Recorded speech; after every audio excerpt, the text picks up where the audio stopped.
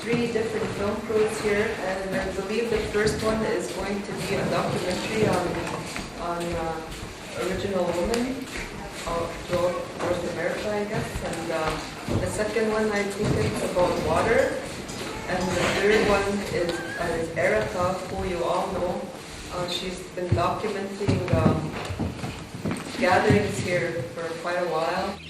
You might see us running around with a lot of cameras and stuff, but what I hope to do with this message is share it with the world of how beautiful our culture is, and then how it can help our young people. And we're going to be documenting the journey of a few of our youth that we brought, and kind of how it will impact their lives of going through the rites of passage. And I'm just really happy that they're here, and I can witness them in their journey and help them and guide them to this direction, and hopefully share their success with the world. So, congrats.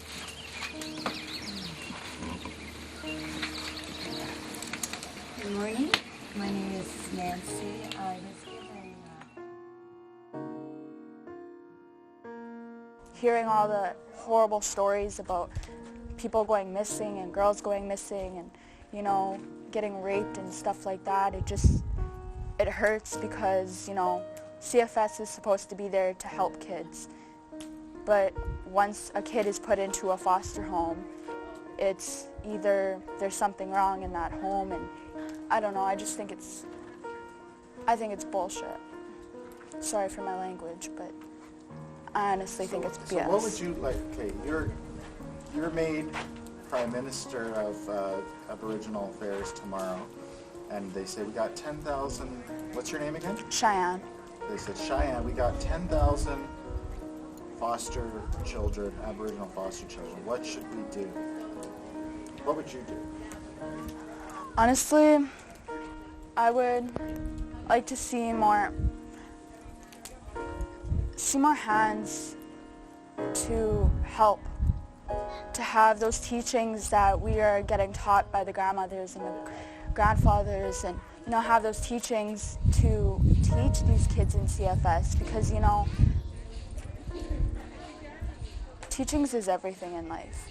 When I sing the water song, I sang the water song, it makes me feel so happy. Honestly, when I sing it with Mary, Mary comes to my school and we drum and we do water ceremonies and stuff like that. It makes me feel good. Hearing about, we do got to take care of this water, because without water, where would we be right now in reality? But,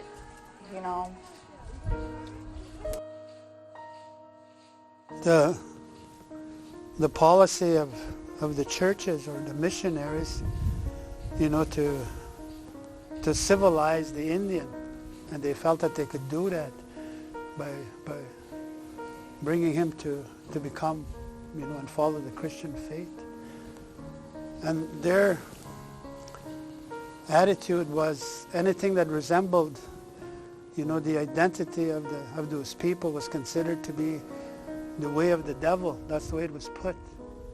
If you try to speak your language, or if you try to go into your lodges, or you try to sound the drum of your people, you were practicing the devil's ways, and you would go to hell. So that was implanted into the minds of the young children, and it was instilled in them over and over and over again.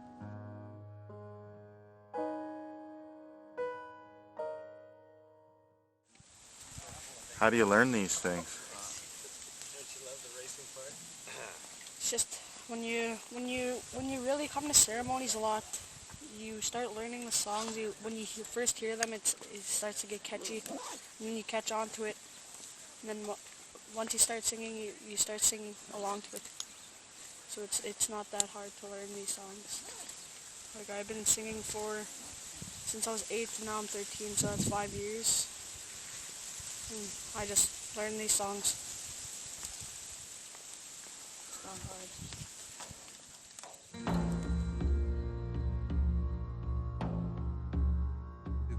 The G word is out on the table. I mean, everyone now is talking about this. It's gone international, and what's what will keep this going, I think, and I hesitate to use the term, but a little bit of branding might help. And by branding, I mean the Ukrainian famine is called the Holodomor. The Holocaust in Europe is also known by the name Shoah. So you need a word. You need a word to describe the cultural genocide of the Indigenous people of Canada. Can you just tell me the word again? Angonetuin. What does that mean? It means extinction. And who coined that term? Fred Kelly. True leadership is spiritual. And let me tell you, at a time when the earth was covered with only grandfathers, after the earth had been made, our Mother Earth was covered with rocks, the mountains, boulders, sand, gravel, anything that is aggregate. And the grandfathers wanted company. They wanted spiritual company. And they asked the Creator if they would send someone to be with them. Whereupon a lady, a sacred lady, appeared in the form of a star and told the grandfathers, the Creator has heard your invocations, and I've been sent down to be with you, and I will be with you forever. And as she spoke, something started to trickle amongst the grandfathers that they had never seen before and never felt before, and told them, that which you feel amongst you is salt water. I will be with you forever. I will look after the salt water. The second one eventually came down and said to the grandfather, I too have been sent down to be with you. And as she came down, the water started to rise in the form of steam, and started forming clouds and started to rain. And she said, that which you see, feel amongst you is to cleanse you into the future and to nurture the life that you will see amongst you. I will be with you forever. I will look after the rainwater. The third one eventually came down, and she said too, I too have been sent down to be with you, and I will be with you forever as well. By now, the four-leggeds, the crawlers, the water beings, and all that we see was now upon Mother Earth. And she said, that will need to be nurtured and replenished from time to time. I will look after the rivers, the streams, and the pure waters of the earth, the springs, and keep it pure, and I will be with you forever. Eventually the fourth one came down. The fourth lady, again in the form of a star, came down and told the grandfathers. Now the grandfather, the Creator, is getting ready to place the two-leggeds upon this earth. And this one is going to be so helpless, so pitiful, so humble. All of us, the smallest grain of sand from the smallest insect to the greatest constellation in the sky, including our grandfather that lights the day, and our grandmother that lights the night. We will have to look after this one, because this one is going to carry the powers of the grandfather. But he, and I say he will not know what to do with them. And if he tries, he will destroy himself. The fourth one then explained, this one is going to be so helpless that it's going to take 13 times that you see on the shell of this great turtle. 13 platelets, 5 down the middle, and 4 on each side. These are the platelets that resemble the 13 times that the grandmother shines in her full glory to represent the 4 seasons. There are not 12 months in the course of our year, there are 13. But our main mainstream brothers and sisters have devised, according to their wisdom, that there will be 12 months and there'll be 365 days. And why we are never on time, because we never follow that clock, do we? Because we have our own systems. And so we follow this system of 13 full moons. And she said, it will take 13 times for the grandmother that lights the night sky for this one to be born. 4 times for the spirits to find the couple out of which this one is going to be born. And that's what makes the child a sacred gift. It is the designation of this couple, even though they may have decided to choose themselves. It is blessed and ordained because the child comes from that. And so the child is a sacred gift. And the child, therefore, being born, is our responsibility and our duty. And this one is going to be carried 9 times inside the mother, inside of water. And she said, I will look after that birth water.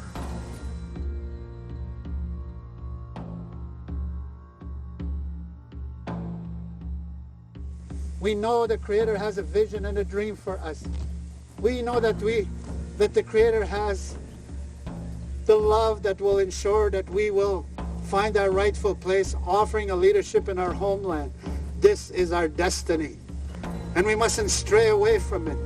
We mustn't fall victim to the policies of assimilation and be tricked into doing things that are in opposition of our identity as a people.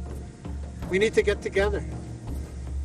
Today, I believe this act of announcing our true leadership as leaders in our homeland is going to have a universal effect around the world. People will hear that we have something very significant to contribute. Our people have so much to share. Let us get to work now, and let us show the world the kind of people that we are. Words are meaningless unless it's attached to action. We have no spiritual leaders. Our leaders play as little boys because they have not gone out and learned what it means to be a man, because they've not gone out into the land and into the lodge to learn. We need spiritual leaders. And what she meant by that was those leaders who are connected to their spirit and understand that it is spirit who guides them, not theirs, and the greatest one of all, Wakantanka. That it is not their ego and their own wishes and desires that guides them, but rather what the Spirit tells them, the Great Spirit. And the water is so important. That gives life to Mother Earth. The lakes, the waters, the streams, they're not to get polluted, because that gives life to Mother Earth. And if they get polluted, Mother Earth will die. Just like the veins in your body, he would say. The veins carry life to your body. That's the same way with the streams and the water. To keep this going, we need to keep those waters clean. We have to, because Mother Earth needs that good, clean water for health. That was something that our people, had an understanding of, was the sacredness of the water, the sacredness of the land. Our elders, they speak of that, constantly, and that's something that humanity has lost. They have lost the sacredness of the land and the water, and that's something that we have to bring back. So to me, this water ceremony that's going to be happening is so important, to ask for that blessing and that life, because that's what it is. It's life, what that water brings to our, and it has everything to do with, again, with the future of our children.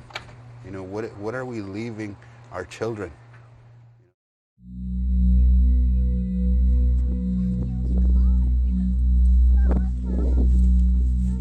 Bye, Em. Hi, Scott.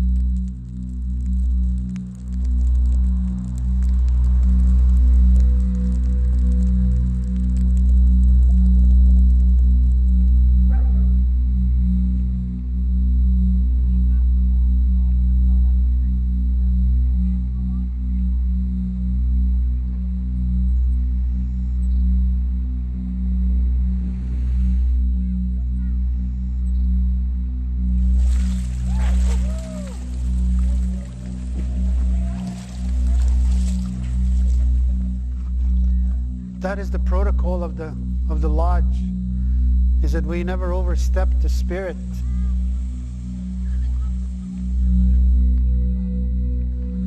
And it is through this act of performing ceremony that we respect and acknowledge the spirit that is there to guide, to direct, and to give us visions and dreams that would help us to define our purpose and our role as human beings in this world.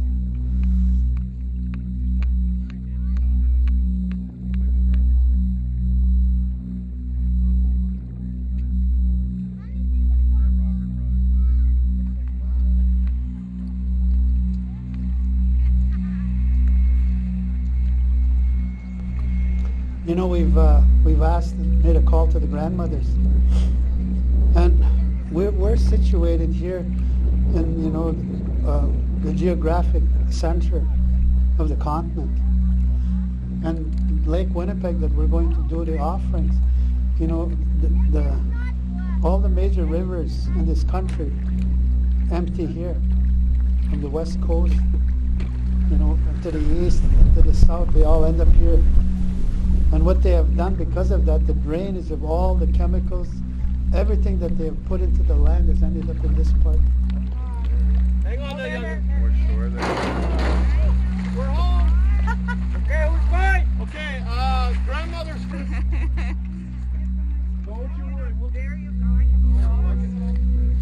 Hi, Rebecca. Hi, nice to see you. And they are predicting that this lake is going to die. Can you believe that? It's going to die.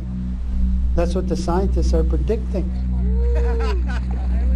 All right, look at this. We're moving. Creator's good to us. Yeah.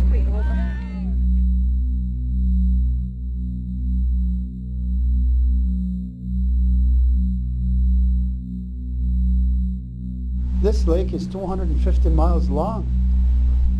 And then added to that, you know, is all the dam developments that they have, you know, that they've gained control to regulate, you know, the lake itself.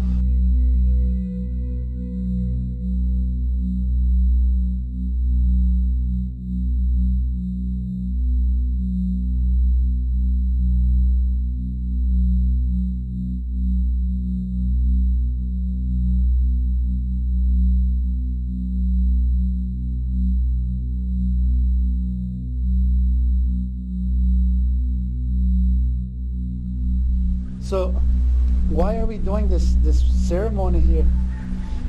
What we're going to do through the grandmothers is more or less to seek intervention from the higher source of power that exists, like from a spiritual sense, but it's going to transcend into a physical intervention.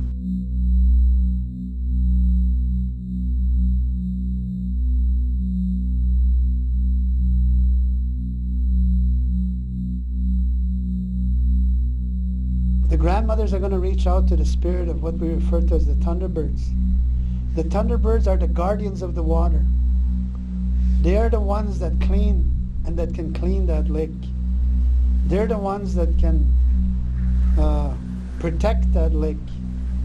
They're the ones that could stop, you know, this continuation of what man is doing and destroying that element of life that we need, that we call water.